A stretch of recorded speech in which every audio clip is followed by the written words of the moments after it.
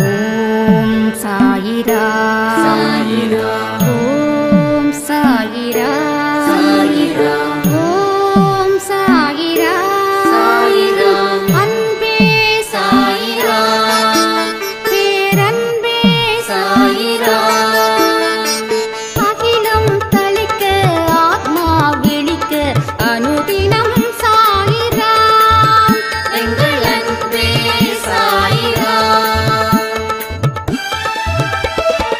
ஒன்றே இறைவன் ஒன்றே பூமிக்கென்றும் சாயிரா சரணம் சாயிரா நன்றே செய்து வாழ்வோம் நாம் ஒன்றே செய்து வாழ்வோம் அன்பே சாயிரா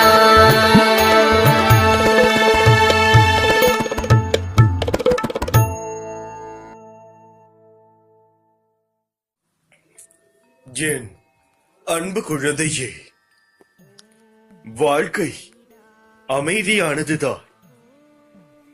உன் மனம் மட்டும்தான் பதற்றமாக இருக்கிறது. அதை சாந்தப்படுத்தி வாழ்வில் வெற்றி பெற சில வழிமுறைகள் உள்ளது. அதை நீ பின்பற்று. உன் வாழ்வில் வசந்த காலம் உன்னை தேடி வரும். உனக்கு உள்ள பிரச்சனைகள் உன்னுடைய துறைமைக்கு உட்பட்டவை. அதை மீறிய பிரச்சனைகள் சத்தியமாக எதுவுமே இல்லை. ஏனென்றால் இந்த உலகத்தில் உள்ள அனைத்து மனிதர்களுக்கும் அவரவர் சக்திக்கு ஏற்பதான் பிரச்சனைகள் வருகிறது என்பதை முதலில் உன் மனதில் நினைத்துக்கொள். அதாவது தீர்க்க முடியாத பிரச்சனையை அந்த மனிதனின் மனநிலைக்கு ஏற்றவாறு தீர்மானிக்கப்படும். இப்பொழுது உனக்கு 2 விஷயங்கள் புரிகிறது அல்லவா? எந்த பிரச்சனையாக இருந்தாலும் தீர்த்துவிட முடியும். அதே சமயம் நம்முடைய சக்திக்கு ஏற்பதான் அந்த பிரச்சனைகளும் வருகின்றது என்பது.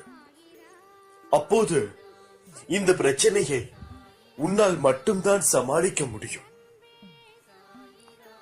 அப்பொழுது நீதான் இதை முழுமையாக ஏற்றுக்கொள்ள வேண்டும்.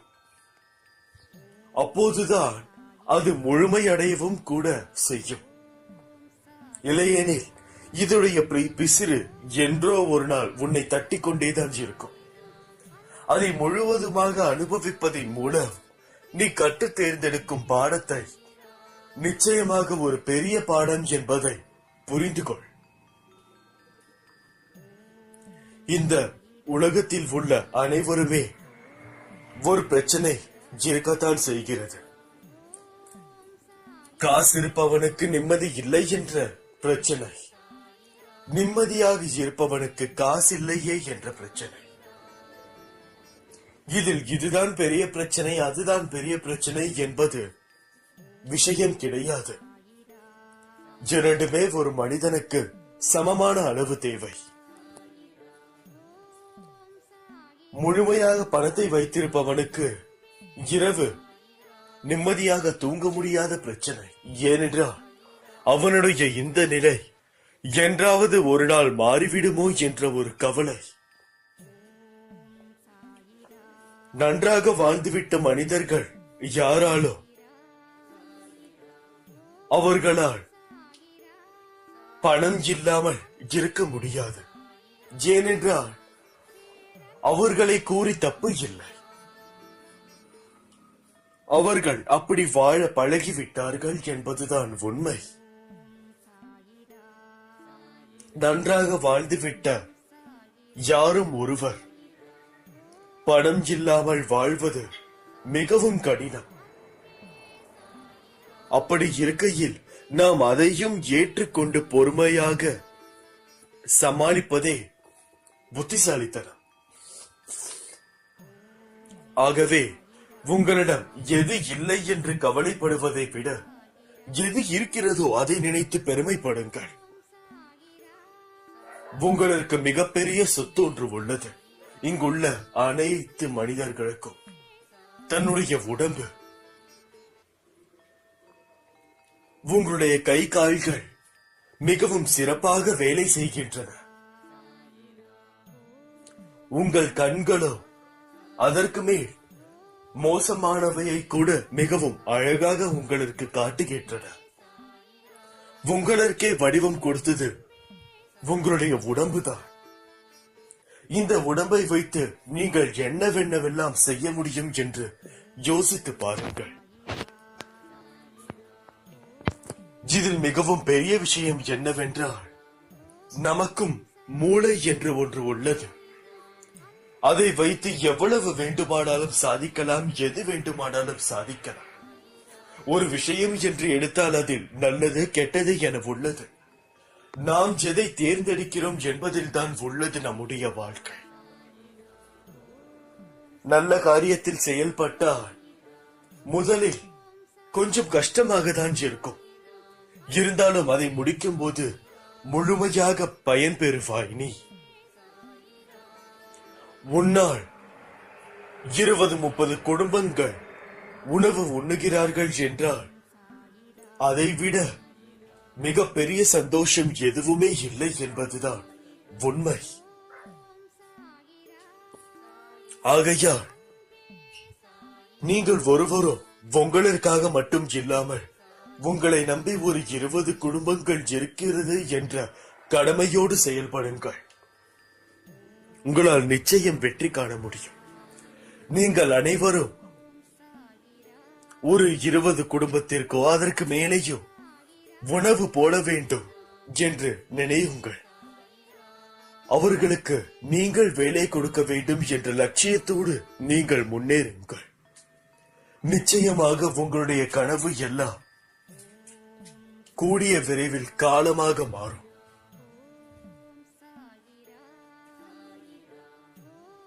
தனக்காக ஒருவன் ஒரு விஷயத்தை தேடும் போது அரைகுறையாக தான் தேடுகிறான் என்பதை மனதில் நினைவுபடுத்திக் கொள்ளுங்கள். ஏனென்றால் இப்பொழுது ஒரு எடுத்துக்காட்டிற்காக உங்களுக்காக ஒரு விஷயம் உங்களுக்கு தேவைப்படுகிறது. அதற்காக நீங்கள் உழைக்க வேண்டும் என்ற எண்ணத்தோடு நீங்கள் வேலை செய்தால் நிச்சயமாக உங்களால் அதை செயல்படுத்த முடியாது. ஏனென்றால் உங்களுக்கு ஒரு சலிப்படைந்து விடும். இந்த விஷயத்திற்காகவா நாம் இவ்வளவு செய்ய வேண்டுமே என்று. இந்த விஷயம் இல்லாமல் கூட நம்மால் இருந்துவிட முடியாதா என்ன என்ற ஒரு எண்ணம் வந்துவிட்டாலே நீ அங்கே தோற்று விட்டாய் என்பதுதான் நிதர்சனம். இதுவே அந்த பொருள் பிறருக்காக நீங்கள் வாங்கிக் கொடுக்க நினைத்து செயல்பட்டால் அதோடைய சக்தியே வேறு. மிகுந்த ஆற்றலுடன் நீங்கள் செயல்படுவீர்கள். ஏனென்றால் அந்த பொருளை வைத்து அவர்கள் என்ன செய்ய போகிறார்கள் என்பது நமக்கு தெரியாது. நம்மை பொறுத்தவரை அவர்களுக்கு அந்த பொருளை வாங்கி தர வேண்டும் என்பதுதான் நம்முடைய மனதில் இருக்கும். அதே போல்தான் உங்களது வேலையும் கடமையும். உங்களால் ஒரு 20-30 குடும்பங்கள் உணவு உண்ணுகிறார்கள் என்றால் மிக பெரிய நிம்மதி உங்களுக்கு அந்த இடத்தில் கிடைக்கும். புண்ணியத்திற்காக அல்ல, ஒவ்வொரு தன் மனிதனின் நிம்மதிக்காக. அதை நினைவில் நிறுத்தி உங்கள் வேலையை முழு வேகத்துடன் ஈடுபடுங்கள். எது மிகவும் நல்லதோ, மிகவும் சரியான பாதையோ, இடையில் கற்கள் முற்கள் என்ற இடையூறுகள் இல்லாத ஒரு வழியை தேர்ந்தெடுங்கள். நிச்சயமாக உங்களுக்கு வெற்றி என்றும் தீபத்தை நீங்கள் எட்டிவிடலாம். ஆகையால் உங்களுடைய வேலையில் நீங்கள் எவ்வளவு முழு வீச்சுடன் இருக்கிறீர்களோ அவ்வளவுக்கு அவ்வளவு உங்களுக்கு ஊதியம் கிடைக்கும். உழைப்பின்றி ஊதியம் இல்லை என்ற பழமொழிகள் மிகுந்த உண்மை வாய்ந்தவை. அதை நினைவில் நிறுத்திக் கொண்டு தொழில் தர்மத்தோடு நீங்கள் அனைவரும் செயலாற்றுங்கள். உங்கள் பணிகளில் சலிப்படைய வேண்டாம் ஒருபோதும். நான் உங்களுடன் எப்பொழுதுமே துணையாக இருக்கிறேன் என்பதையும் உணர்ந்து கொள்ளுங்கள். நிச்சயமாக அதை செயலாக்கி காட்டுவேன். இது உண்மை. என் குழந்தையை நான் எப்படி கைவிடுவேன்? நான் உன்னுடைய தந்தை. ஒருபோதும் உன்னை கீழே தள்ள விடமாட்டேன். உன்னை மேலே தூக்கி விடதான் வழி செய்வேனே தவிர கீழே தள்ள ஒருபோதும் நான் நினைத்ததில்லை. நீங்கள் செய்யும் செயல்கள் அனைத்தையும் நான் பார்த்து கொண்டுதான் இருக்கிறேன் என்பதை நினைவில் வைத்துக் கொள்ளுங்கள். நான் உன்னோடுதான் இருக்கிறேன். என் பரிபூரண அன்பும் ஆசீர்வாதமும் அன்பும் பெற்ற என் செல்ல பிள்ளை நீ. இப்படிக்கு உன் சாய் அப்பா. அல்லாஹ் மாலிக். என் அன்பு குழந்தையே, நீங்கள் வேண்டிக் கொள்வது அனைத்தும் என் காதில் கேட்டுக்கொண்டுதான் இருக்கிறது. சாயை தன் பார்வையில் ஒரே நோக்கமாக கொண்டவர் சாய் இல்லாத எந்த இடத்தையும் காண்பதில்லை. சாயை பற்றி கேட்பவர் சாயை தவிர வேறு எதையும் பேசுவதில்லை. அந்த சாயின் மனதை மட்டுமே நுகர்வார். சாயின் நாமத்தை மட்டுமே தனது நாவால் உச்சரிப்பார். அவருக்கு சாயி தன் புன்னகை போக்கும் முகத்தால் தூய்மையான மகிழ்ச்சியை அருள்வார். சாயின் சொற்கள் என்னும் தேனை பருகியவர், ஆசிர்வாதமும் அதிர்ஷ்டமும் பெற்றவர். நமது நலனை காப்பவர் சாயே. நமது அமைதியையும் சந்தோஷத்தையும் அளிப்பவரும் அவரே. நீ இந்த நிலையில் இருப்பதும் உன்னை இப்படி செயல்பட வைப்பதும் ஏதோ ஒரு காரணத்திற்காக என்பதை முதலில் புரிந்து கொள். காரண காரியங்கள் இல்லாமல் விளைவுகள் இல்லை. என் மீது நம்பிக்கை வை. செயலும் நானே, விளைவுகளும் நானே. எதற்காக நீ இப்படி தேவையில்லாமல் அதிகம் வருத்தப்பட்டுக் கொண்டிருக்கிறாய்? அனுதினமும் எல்லாவற்றிலும் இருந்து உன்னை நான் காத்துக் கொண்டுதான் வருகிறேன். கவலை வேண்டாம். உன் விரோதியாகவே இருந்தாலும் கூட மனதார யாரையும் சபிக்காதே. யாரை பற்றியும் குறையாய் சொல்லாதே. உனக்கு மற்றவர்கள் தெரிந்தே செய்த தவறுக்கு உண்டான தீவினை அவர்களை போய் சேரும். நான் வேண்டுவதை அப்பா செவிசாய்க்கவில்லையே என்று நீ நினைக்காதே. உன் சாயப்பா என்றும் உன்னை கைவிடப் போவதில்லை. நான் கேட்பதெல்லாம் தந்துவிட்டாயே என்ற மகிழ்ச்சியில் நீ துள்ளி குதிக்கும் காலம் வெகு தூரத்தில் இல்லை. என் பிள்ளையான நீ எல்லோரிடமும் ஒற்றுமையாகவும் சந்தோஷமாகவும் வாழ வேண்டும். என்னையே நம்பி நீ நல்ல ஆரோக்கியம், நிம்மதி மற்றும் சீரும் சிறப்புமுடன் வாழ்வாய். தக்க சந்தோஷங்களோடு. முன் பிரச்சனைகளுக்காக வீட்டாரை சிதைப்பது எந்த விதத்திலும் நியாயம் இல்லை. எனவே வீட்டில் நீ அன்பை தவிர, சிரிப்பதை தவிர வேறு எதையும் காட்டாதே. இளவில் இருந்து படிப்பை கற்றுக்கொள். உனது அஜாக்கிரதை, வெகுளித்தனம் முன்னை பிறர் ஏமாற்ற வழி செய்திருக்கிறது. இனி அப்படி நடக்காது. எழுந்து கால் ஊன்றி நில். உன்னால் முடியும். நிச்சயமாக நடக்கும். நீ உன் மீது சந்தேகம் கொள்ளவே வேண்டாம். உன்னை இழந்தவர்களுக்கும், கைவிட்டவர்களுக்கும், கடன் கொடுத்து சுரண்டியவர்களுக்கும், கதவை சாத்திக் கொண்டு போனவர்களுக்கும் உன்னை பார்த்து பிரமிக்க போகிறார்கள். மீண்டும் வந்து உன்னிடமே ஒட்டிக் கொள்ளலாம் என்று நினைக்கப் போகிறார்கள். நான் உன்னை விட்டு விலகுவதில்லை. நான் உன்னை விட்டு விலகும் வரை எந்த ஒரு தீய சக்தியும் உன்னை அண்டாது, அண்டவும் விடமாட்டேன். பரம பாக்கியம் பெற்றவனே மனித பிறவி பெறுகிறான் என்பது உனக்கு தெரியுமா? தெரியாதல்லவா? இந்த மனித பிறவி மிகவும் பெரிய பிறவி. இதற்கிடையில் உன்னுடைய சோகத்தையும் கஷ்டங்களையும் போட்டுக் கொண்டிருந்தால் யாருக்கு நஷ்டம்? உன் ஒருவனுக்கு தான். நீ என்ன 10 வயது சிறு பிள்ளையா? இல்லை, இப்படிதான் நீ நினைத்துக் கொண்டு இத்தனை காலத்தையும் கடந்து வந்து விட்டாய். காலம் பொன் போன்றது. அப்படி இருக்கையில் நீ ஒரு விஷயத்தை செய்தால் அந்த விஷயத்தை முழுமையாக முடிக்க வேண்டும் அல்லவா? ஒவ்வொரு நொடியும் போய்கொண்டே இருக்கிறது உன் வாழ்க்கையில். ஒவ்வொரு நிமிடமும் வைரத்தை விட, ஏன் மனிதனை விட மதிப்பில்லாதவை. அதை நீ சிதைத்துக் கொண்டிருக்கிறாய் என்பதை உணர்ந்து கொள். ஒவ்வொரு நிமிடத்தையும் ஏன் நாம் எப்படி கடத்திவிட்டோம் என்று இப்போது யோசிக்காமல், நான் சொல்வதை கேட்டுவிட்டு அடுத்தது என்ன வேலை செய்ய வேண்டும் என்பதை நீ நினைவில் நிறுத்தி செயல்படு. ஒவ்வொரு காலமும் ஒவ்வொரு நேரமும் ஒவ்வொருவர் இழந்து விட்டார் என்பதில் எத்தனை பேர் தவிக்கிறார்கள் என்று உனக்கு தெரியுமா? விபத்து நடக்கும் பொழுது அந்த ஒரு நிமிடம்தான்.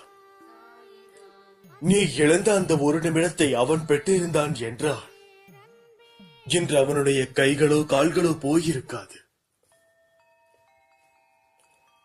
நீ இழந்த அந்த 5 நிமிடத்தை வேறொருவன் இழக்காமல் இருந்திருந்தால் அவனுடைய குடும்பமே இன்று சீரும் சிறப்புமாக வாழ்ந்திருக்கும். புரிந்து கொள். ஒரு நிமிடமோ 5 நிமிடமோ அது எவ்வளவு பெரிய செயலை செய்யும் என்று. அரசன் ஆண்டியாவதும் அந்த ஒரு நிமிடத்தில்தான். இல்லாதவன் செல்வந்தராவதும் அந்த ஒரு நிமிடம்தான். உன்னுடைய யோசனையில் தான் அனைத்து செயல்களும் முடங்கி இருக்கிறது என்பதை உறுதி கொள். இன்று முதல் உன்னுடைய அனைத்து நேரத்தையும் வீணாக்காதே. உறக்கம் ஒரு மனிதனுக்கு தேவைதான், ஆனால் உறக்கமே ஒரு மனிதனாக இருந்துவிடக் கூடாது. நன்றாக பணியாற்றி யோசனை மேல் யோசனை செய்து முயற்சியை செய்த ஒரு மனிதனுக்கு உறக்கம் நிச்சயமாக தேவை. ஒன்றும் செய்யாமல் ஒவ்வொரு நிமிடத்தையும் கடத்திக் கொண்டு வீணாக்கிக் கொண்டிருந்த நமக்கு எதற்கு உறக்கம்? நாம் அனைவரும் ஒவ்வொரு நிமிடத்தையும் வீணாக்கிக் கொண்டிருக்கிறோம் என்ற மன உளைச்சல் உங்கள் அனைவருக்கும் இருந்தால் மட்டுமே உங்கள் வாழ்க்கையில் நீங்கள் வெற்றி அடைய முடியும். நீங்கள் அனைவரும் என்னுடைய பிள்ளைகள் என்பதில் எந்தவித சந்தேகமும் இல்லை. இருந்தாலும் நானும் தான் இருக்கிறேன். ஆனால் என்னால் 99% உங்களுக்கு ஒரு செயலை செய்ய முடியும் என்றால் அந்த 1% உங்கள் கையில் தான் உள்ளது. ஏன் அந்த 1% தான் முக்கியமானதும் கூட. அந்த ஒரு நிமிடம், ஒரு 5 நிமிடம் நீங்கள் அதை நன்றாக யோசித்தால் மட்டுமே, அது உங்களுடைய மூளைக்கு எட்டினால் மட்டுமே அந்த செயலை நீங்கள் செய்ய முடியும். அந்த செயலை நீங்கள் செய்யும் பொழுதுதான் அதற்குண்டான மனிதர்களும் அதற்குண்டான விஷயங்களையும் நான் இங்கிருந்து ஆரம்பிக்க முடியும் என்பதை உணர்ந்து கொள்ளுங்கள். அனைத்தும் உங்களிடத்தில் தான் உள்ளது. நீங்கள் ஒருவரிடம் பேச வேண்டும் என்று நினைத்தால் தாராளமாக பேசிவிடுங்கள். எப்பொழுதுமே உங்களுடைய மனதில் முதல் விஷயமாக எது தோன்றுகிறதோ அதை தாராளமாக நீங்கள் செய்யலாம். ஏனென்றால் அதற்கு பின் வருபவை எல்லாம் அந்த முதல் யோசனையுடன் வித்தியாசம் பார்ப்பவையே. ஆகையால் அந்த முதல் யோசனையை நீங்கள் கடைபிடித்து செய்வது மிகவும் நன்று. ஆனால் அது தவறான விஷயமாக இருக்கக்கூடாது. அது எந்த விதத்திலும் யாருக்கும் ஒரு தீங்கும் விளைவிக்காத வண்ணம் இருக்க வேண்டும். அப்பொழுதுதான் அந்த செயலை நான் முழுமையாக ஏற்றுக்கொண்டு உனக்காக செய்ய முடியும். ஒன்று மட்டும் புரிந்து கொள்ளுங்கள், இந்த உலகத்தில் நாம் எதை போடுகிறோமோ அதுதான் நமக்கு திரும்ப வரும் என்று. ஒரு பந்தை எடுத்து செவுரில் வீசினால் கூட அது நம்மிடம்தான் திரும்ப வரும் என்பதை நாள்தோறும் எண்ணிக்கொள்ளுங்கள். இந்த உலகத்தில் நாம் எதை செய்கிறோமோ அது மட்டும்தான் நமக்கு திரும்ப வரும் என்று. உன் மனதில் உள்ள கோபம், கவலை, துக்கம் எல்லாத்தையும் தூக்கி எறிந்து விட்டு என்னுடைய பிள்ளையாக வா. அப்பொழுது நீ செய்யும் அனைத்து வேலைகளுக்கும் வெற்றி நிச்சயம். என்னிடம் சரணாகதி அடைந்துவிடு. நான் உன் மனதில் குடியேறுவேன். இப்படிக்கு உன் சாயப்பா. அல்லாஹ். என் அன்பு குழந்தையே, முதலில் ஒன்றை புரிந்து கொள். நிலையுள்ளவை என ஒன்றும் இல்லை. தற்காலிகமாக நிகழும் சூழலுக்கு சில விஷயங்கள் நிலையுள்ளவையாய் உள்ளது. நிலையான ஒரு இடத்தை கண்டுபிடிக்க சில படிகளில் நீ எதிர்பார்ப்புடன் ஏறி போவாய். உன் எதிர்பார்ப்பு உனக்கு கிடைக்கவில்லை என்றால் அதே படியில் இறங்கி விடுவாய். மறுபடியும் இதை செய்வாய். உனக்கென்று ஒன்று கிடைக்கும் வரை. கிடைத்துவிட்டால் அங்கே பொருத்திக் கொள்வாய். அப்படி இருக்கையில் உன் அம்மாவாக அந்த இடத்தில் நான் உன்னை யோசிக்கிறேன். அதற்கு நீ கண்ட வலிகளும் துன்பங்களும் அலைச்சலும். ஆனால் அப்பா என்ற இடத்தில் யோசிக்கும் போது உனக்கு இன்னும் அனுபவம் தேவை. உயர்ந்து நிற்க என்றுதான் சொல்லுவேன். அதனால்தான் உன்னிடத்தில் இவ்வளவு மாறுதலான சூழ்நிலைகளை கொடுக்கிறேன். அந்த வழியை உன் கண்களில் காண்பித்த என்னால் உன்னை அதில் வெற்றி பெற செய்ய மாட்டேனா? உன் சாயிதேவா பற்றி நீ புரிந்து கொண்டது இவ்வளவுதானா? நிச்சயம் உன்னை வழிபடுத்தி அதில் திரும்ப வெற்றி பெற செய்வேன். நன்றாக ஞாபகம் வைத்துக்கொள். ஒன்று உன்னிடத்தில் நடக்கவில்லை என்றால் அதைவிட உயர்ந்த மேலான விஷயங்கள் நடக்கப் போகிறது என்று அர்த்தம். அதனால் நீ எதற்கும் பயப்படாதே, கலங்காதே. உன்னில் நிச்சயம் வெற்றி என்ற தீபத்தை நான் ஏற்றுவேன். நீ உன்னில் பார்க்கும் அனைத்துமாய் அகிலத்தின் ரூபமாய் இருப்பேன் என்பதில் உனக்கு சந்தேகமே வேண்டாம். ஏனென்றால் உன்னை முழுவதுமாக வழிநடத்துபவன் நானே. உனக்கு தகுந்த பிரச்சனைகளை கொடுப்பவனும் நானே. கழுகு பறவை இனங்களின் அரசன் என்றே சொல்லலாம். அதாவது கழுகு பறவை இனங்களின் அரசன் என்றே சொல்லலாம். ஈடு இணையற்ற உயரம் செல்லக்கூடியது. ரேவான் என்றொரு பறவை உண்டு. அது காக கூட்டங்களில் மிக பெரியது. அதிக தலைக்கணமும் அகந்தையும் உடையது. சில நேரங்களில் கழுகு தாழ்வாக பறக்கும் போது இந்த ரேவான் பறவை கழுகின் மேல் ஏறி அனுமதி இல்லாமல் அமர்ந்து கொள்ளும். பறக்க தெரிந்தும் தன் இறகையை அசைக்காமல் எந்தவித முயற்சியும் இல்லாமல் கழுகின் முதுகில் இருப்பதால் மட்டுமே கழுகு செல்லும் அனைத்து இடங்களுக்கும் செல்லும். கொஞ்ச நேரம் செல்ல செல்ல தான் அமர்ந்து பயணிக்கும் கழுகையே இறை என எண்ணி கழுகின் கழுத்தை தன் கூறிய அழகுகளால் கொத்தி கொத்தி காயமாக்க ஆரம்பிக்கும். பறந்து கொண்டு இருக்கும் கழுகு அந்த ரேவனை சிறிதும் சட்டை செய்யாமல் வலியை தாங்கிக் கொண்டு இறைவன் அதற்கு வழங்கிய ரெக்கைகளை விரித்து இன்னும் உயர உயர பறந்து விமானத்திற்கு இணையான உயரத்தில் பறக்கும். அவ்வளவு உயரத்தில் ஆக்சிஜனின் குறைவு காரணமாக ரேவான் மயங்கி மேலே இருந்து விழுந்து மடிந்து விடும். ஆனால் அவ்வளவு உயரத்திலும் ஆக்சிஜன் குறைவான இடத்திலும் பறக்கும் வலிமையை கழுகுக்கு இறைவன் அளித்திருக்கிறான். அனுபவத்தில் சொல்கிறேன், வாழ்க்கை இதுதான் குழந்தைகளே.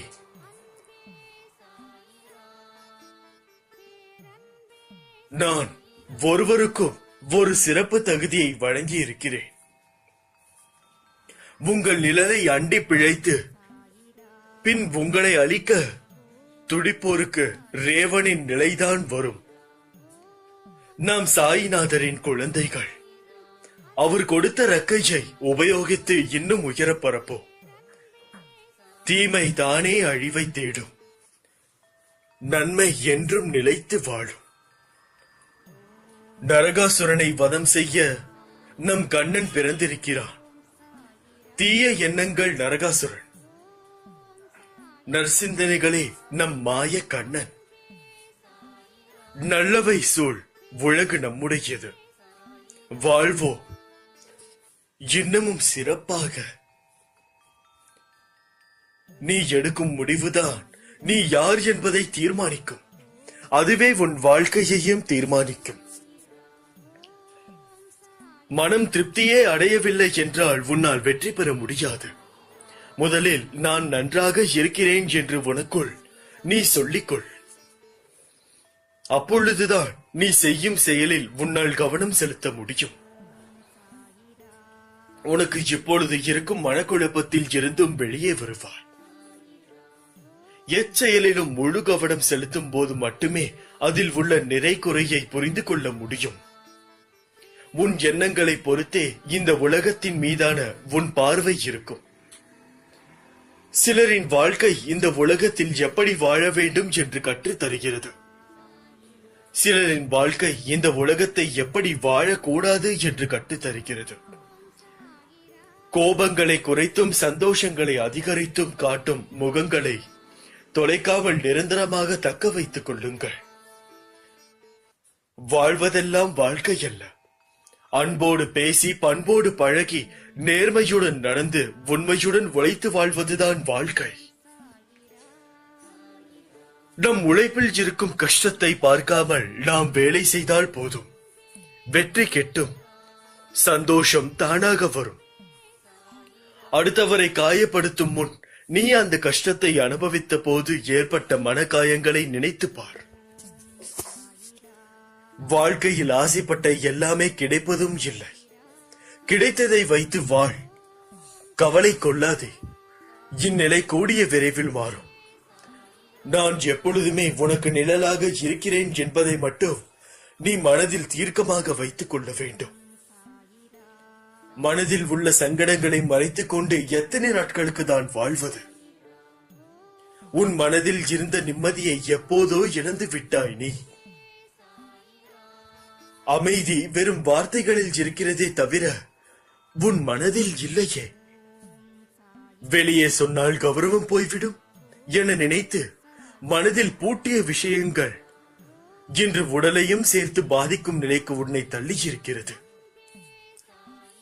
எதையும் இழந்துவிட்டது போன்ற பரிதவிப்பிலேயே ஒவ்வொரு நாளையும் ஒரு யுகமாக நகர்த்தி வருகிறாய். மெல்ல மெல்ல நீ தளர்ந்து விட்டாய். சுற்றியிருப்பவர்களை பார்த்தால் எரிச்சலும் கோபமும் வருகிறது. என்னை புரிந்து கொண்டு தேற்றுவார் யாரும் இல்லை என மனதில் தவிக்கிறாய் குழந்தையே. உன்னை தேற்றுவதற்காகவும் உனக்கு உதவிகள் செய்வதற்காகவும் இதோ நான் உன்னோடு இருக்கிறேன். உனது துக்க நாட்கள் முடிந்து போயின. இனி நிம்மதி உன்னை நிரந்தரமாக ஆட்கொள்ள போகிறது. எதையும் சுலபமாக எடுத்துக்கொண்டு நடக்கப் போகிற நிலைக்கு வரதான் போகிறார். உனக்கு நிம்மதியும் சாந்தியும் கிடைக்கும். என்னை நம்பி சரணடைந்தவர்கள் யாராக இருந்தாலும் அவர்களுக்காக என் உயிரையும் நான் கொடுப்பேன் என்று வாக்குறுதி கொடுத்திருப்பதால் எனது வார்த்தையை காப்பாற்ற நான் நிச்சயமாக பாடுபடுவேன். இப்பொழுதும் சொல்கிறேன், என்றைக்கும் நீ எடுக்கும் ஒரு முடிவுதான் உன் வாழ்க்கையை மாற்றும். அந்த முடிவு என்பது ஒரு நொடிதான். ஆனால் நீ அதை எடுக்க தயாராக இருப்பது போன்று உன்னை தயார்படுத்திக் கொள்ள வேண்டும்.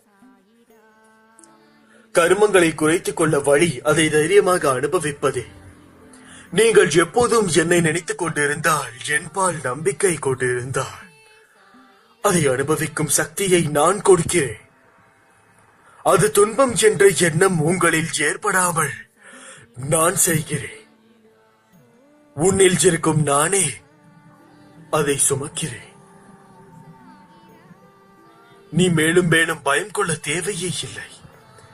என் உயிரான பிள்ளைக்கு வாழ்க்கையின் வேகமோ புரியவில்லை.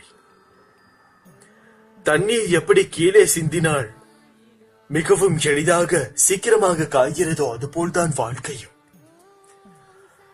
அதை புரிந்து கொண்டு உன் வாழ்க்கையை நடத்த உன்னை நீ தயார்படுத்திக் கொள்.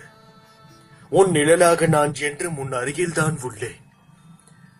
இப்படிக்கு உன் சாயப்பா. அல்லாஹ் மாலிக்.